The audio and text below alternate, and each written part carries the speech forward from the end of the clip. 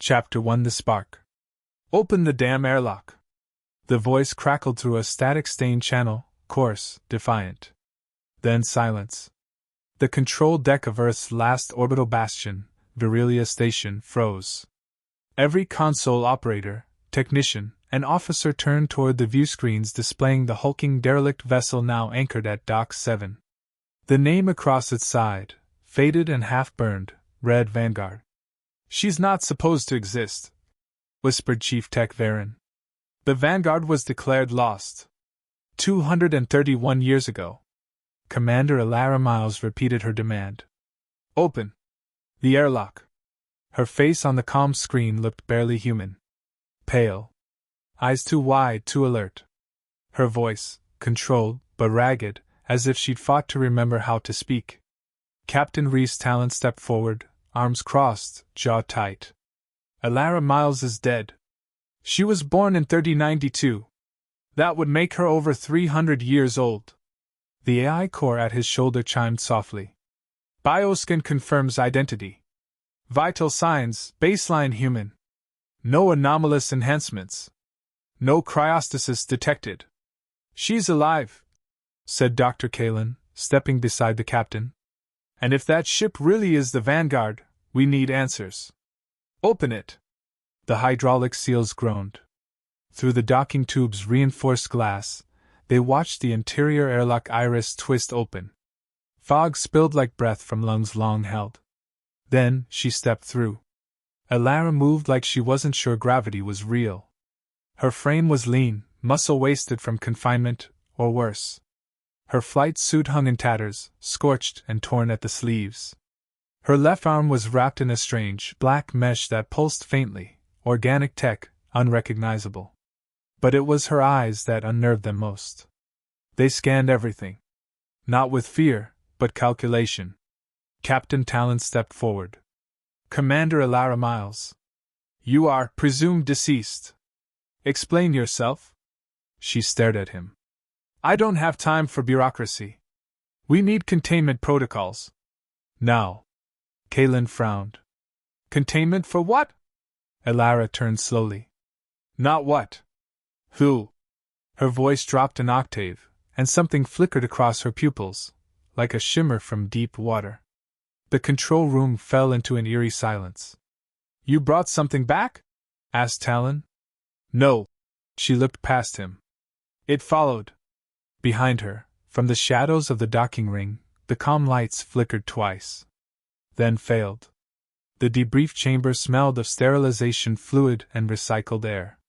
Monitors embedded in the walls tracked Elara's biometrics, heart rate, temperature, blood chemistry. All danced within tolerable ranges. But none explained the deeper anomaly, the impossibility of her survival. Dr. Kalen, expression hard to read, stood with his arms behind his back. "Your ship's logs are corrupt. External black box data is overwritten by what looks like a living algorithm.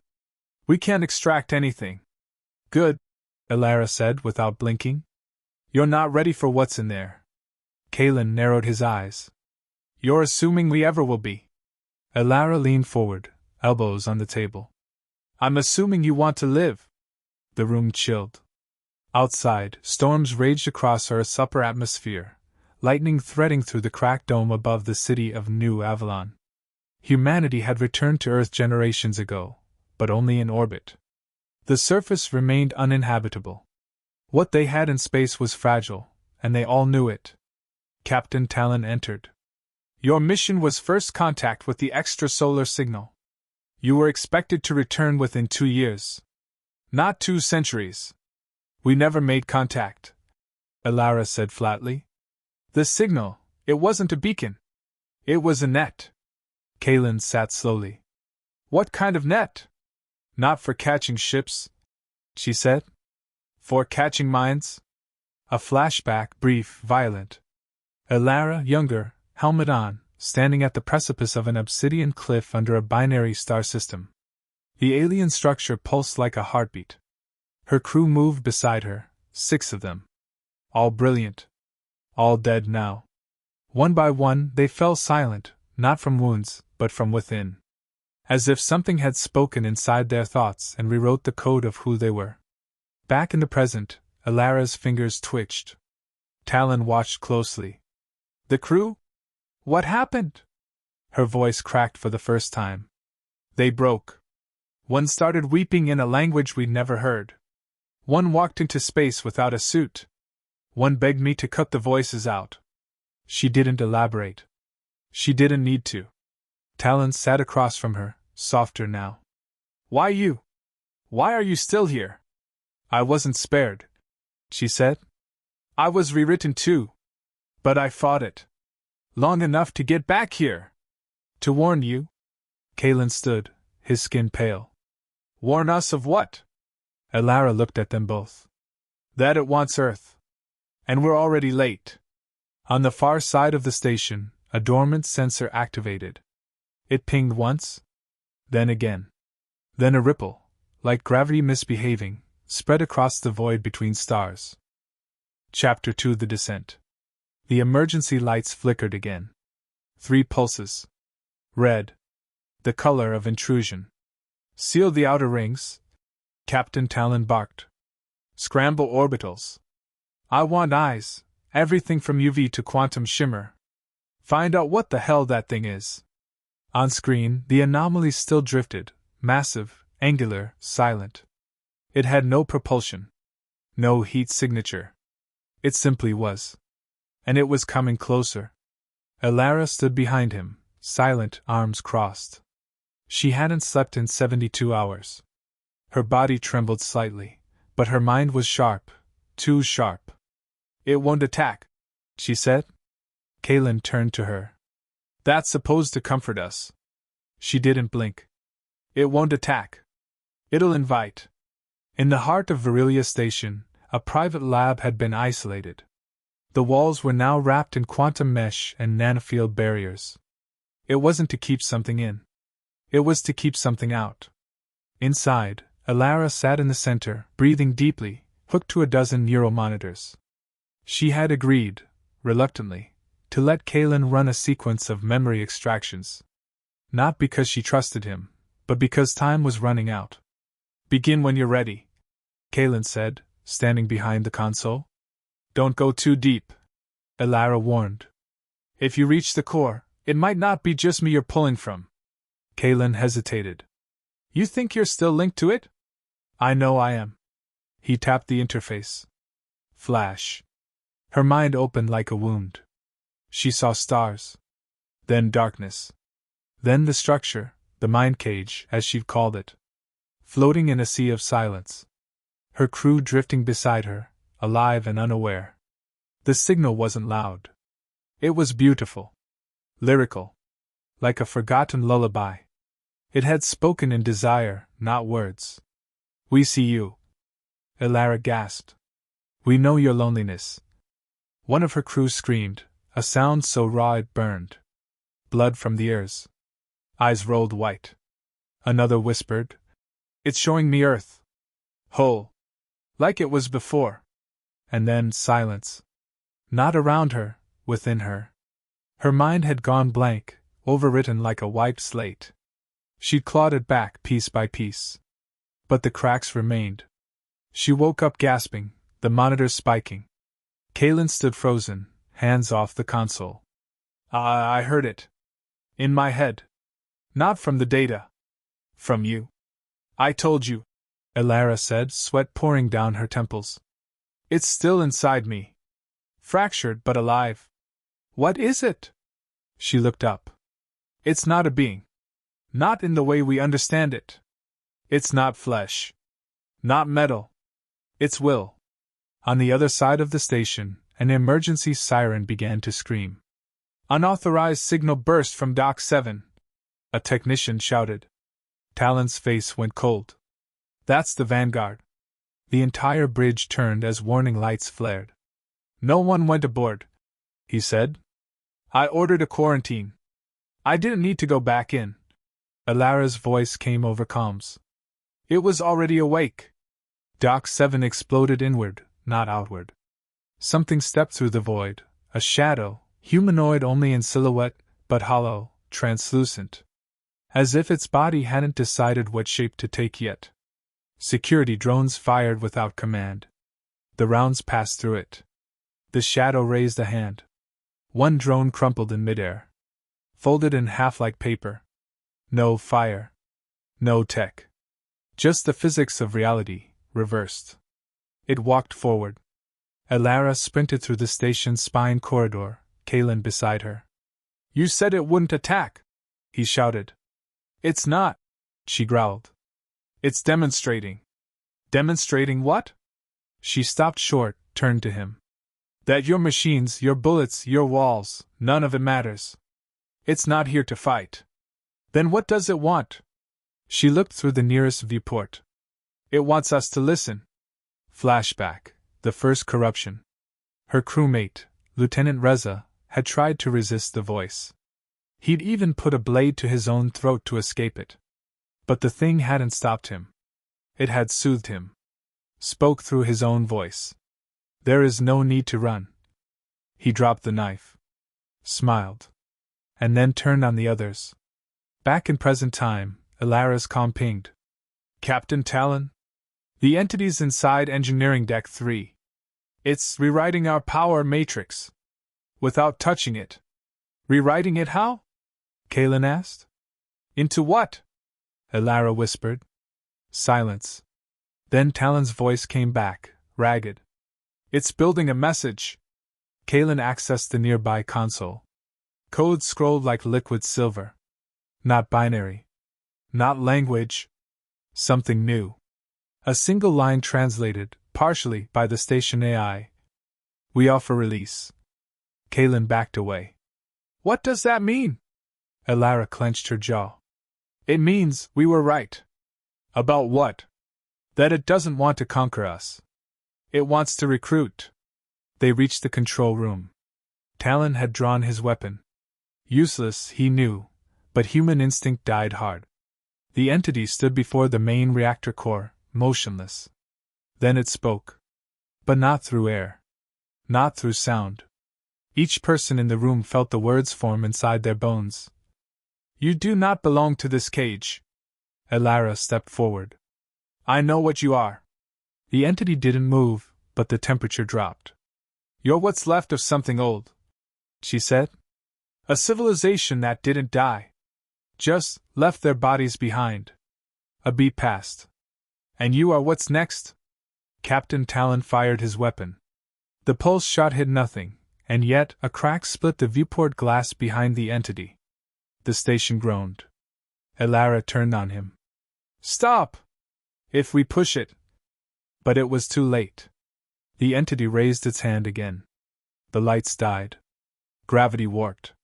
People collapsed to the floor, gasping. Only Elara stood. The entity turned. "We came for you." Chapter 3. The silence was heavier than the air. No alarms. No footsteps. No station hum. Just the low, rhythmic thrum of the entity standing beside the cracked reactor core, its presence rippling through the station like a barely restrained wave. Elara didn't move. Couldn't. Every atom in her body whispered two words: "Don't run." Kalen groaned behind her, pinned to the wall by gravity fields gone rogue. His mouth opened, but no sound escaped. His veins shimmered faintly under the skin, like static trapped beneath flesh. Captain Talon lay unconscious. One side of his face was wet with blood where the viewport had fractured. Elara stared into the thing that was not a man. "You came for me," she said softly. The entity tilted its head. Its outline flickered, no longer just humanoid, but branching, like a tree made of starlight. Fractals shifted where arms should have been. "We came for what remains of us." The voice was not sound. It was a feeling, a resonance in the chest, the bones. Elara's hand gripped the side of the console to steady herself. She understood now. It hadn't followed her from the edge of known space. She had brought it. 3 months earlier. Inside the ancient structure orbiting a collapsed star, Elara stood alone. Her crew had fallen one by one, some driven mad, some rendered catatonic, others simply gone. No violence. No struggle. They had simply ceased to function as themselves. She should have fled. Instead, she touched the monolith. It was smooth, warm, and impossibly familiar. And it had whispered, not in her ear, but in her memory. "You were always one of us." She had collapsed. And when she awoke, the Vanguard had been flying itself home. Back in the reactor chamber, Kalen finally found his voice, though it came weak and fractured. "Elara, it's inside you, isn't it?" She didn't answer. The entity pulsed brighter now, its form stabilizing. Kalen's hands clawed at the wall. "You didn't come back alone. You are the infection." Elara turned to him slowly. "I came back, with the truth." He shook his head. "You're not human anymore." She stepped forward. "You think humanity is sacred because it's ours? Because it was born on one blue planet and walked upright and wrote poetry in the dark? But it's not sacred. It's unfinished." The entity pulsed again. The walls of the chamber shimmered, turning translucent. Beyond them, stars wheeled by faster than they should have. Time was distorting. Kalen wept quietly. "We're not meant for this." "No," Elara said. "You're not." Far across the station, in the upper-level communications wing, an override sequence engaged. Talon, barely conscious, had triggered it with a bloody handprint. "All ships," he gasped into the console. "Code black. Full purge protocol. Repeat, full purge." Then everything shorted. The entity turned. Its attention focused beyond Elara now. It knew what Talon had done. And it felt the betrayal. "They still fear." Elara stepped between it and the core. "No," she said. "They don't understand. They will destroy what they cannot contain." Its form shifted. No longer humanoid at all, just light and direction. A suggestion of something vast trying to fit into a body too small. "Then let me decide," she whispered. "You already have." Her body seized. Not pain. Not possession. Integration. The reactor flared to life, readings spiking, stabilizing, then evolving. New equations scrolled across the consoles. Not input by hands. Not programmed by minds. Kalen watched helplessly. "Elara!" She turned to him. Her irises were white gold now. Hair drifting upward in a breeze that didn't exist. "Elara is still here," she said. "But so is more." He stared in horror. "What are you?" "I'm the key," she said simply. "To what comes next." Outside the station, the stars bent. The object they'd first seen beyond the moon, the shimmer in the void, shifted. It wasn't a ship. It was a gate. And it had opened. Elara's voice came through every comm channel, every subspace layer. Not loud. Not demanding. But certain. "We were never alone. Not in the universe. Not in ourselves. What we call human was just a spark." Kalen crawled forward, tears on his face. "You're going to let it in." She knelt beside him, touched his shoulder. "I already have. The choice now is who joins us." Final scene. The station alarms fall silent. The crew who survived watched the stars rearrange. The gate pulses in the black. And on Earth below, millions look up at the sky, feeling, for the first time in recorded history, that something is watching back. Chapter 4. The gate above Earth no longer shimmered. It glowed. Not like a star. Not like fire. But like something waking up, stretching across dimensions that humans didn't yet have words for. From the surface of the planet, it looked like a second moon, one that pulsed in rhythm with the heartbeat of something ancient, something intentional. On Virilia Station, time had begun to slip. Lights blinked out, only to flare back on seconds before they failed. Physics bent at the edges. Metal groaned not from pressure, but from memory, as if the station remembered being something else. At the center of it all stood Elara. Not restrained. Not triumphant. Still. Silent. Changed. Kalen gripped the side railing, watching her through the observation window. Her body floated just inches above the floor. Energy threaded through her spine like golden roots growing inward. She was part of the station now, part of it, the interface, the voice, the bridge. She turned her head slightly toward him. Don't be afraid. He didn't move. You say that like fear's a choice. Her voice was calm. Too calm. You're right. It's not. Fear is the signal that says you're still thinking like a person. But there's something past it. A quiet. A clarity. You've gone too far, Kaylin said. You've lost yourself? No, she replied. I found myself. The me that was buried under meat, and guilt, and limitation. That signal we chased? It wasn't a trap. It was a map. He took a step forward, desperate now. You were supposed to be our warning. Now you sound like a missionary. She looked down, then back up. I was supposed to be a lot of things. But this was always in us. Across the station, security systems failed one by one. Not with a bang, but like a sigh. The entity no longer walked the corridors. It didn't need to. It had done what it came to do, connect. Now the decision lay with the humans left behind. Captain Talon, bruised but breathing, stood on the upper bridge. One hand held a pistol. The other a key, an ancient override protocol, hard-coded before Earth fell. You've linked yourself to the gate, he said into the station-wide comms. You're the conduit now. If I activate this, if I purge the core, it'll kill the station, the connection, everything. Elara's voice responded, not from the speakers, but from inside him.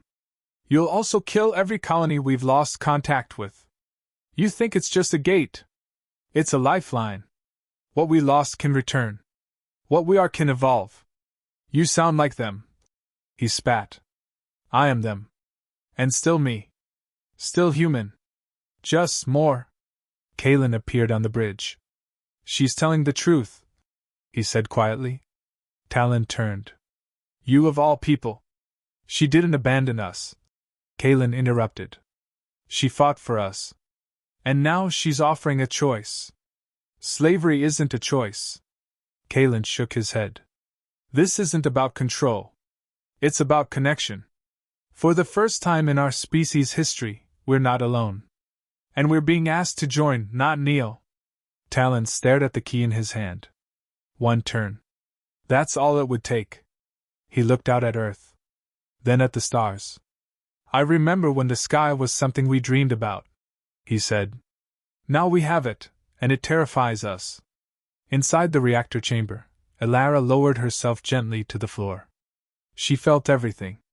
New Avalon lighting up with a pulse of insight, dreams sinking across thousands. Orbital stations awakening with song-like patterns in their data streams. The gate calling not with force, but with invitation. She whispered to the presence inside her. Will they come? Some will, it replied. Some won't. All will be given the chance. Kaylin watched her step into the gate room. She looked human again. No energy pulses. No golden glow. Just Elara, shoulders straight, eyes full of something too vast to name. She turned to him. I'm going through. His voice cracked. Will we see you again? I hope not. He blinked. Why? Because if you do, she said, it means Earth said no. In orbit, the gate began to shift. Folding outward. Opening inward. Not a portal. Not a tunnel. A mirror. It showed a vision, Earth as it once was, healed. Cities in harmony with sky and stone. Human minds interlinked, not controlled, understood. The choice was there. A step forward. Or a turn back. Talon stood alone on the bridge. The key in his hand grew heavy. He didn't turn it. Elara stepped into the gate. And vanished. Final image. The stars ripple. Earth's night sky lights with arcs of new constellations, patterns forming not by accident, but by design. And somewhere, far beyond the veil, a voice like Elara's whispers. We're not alone. We never were.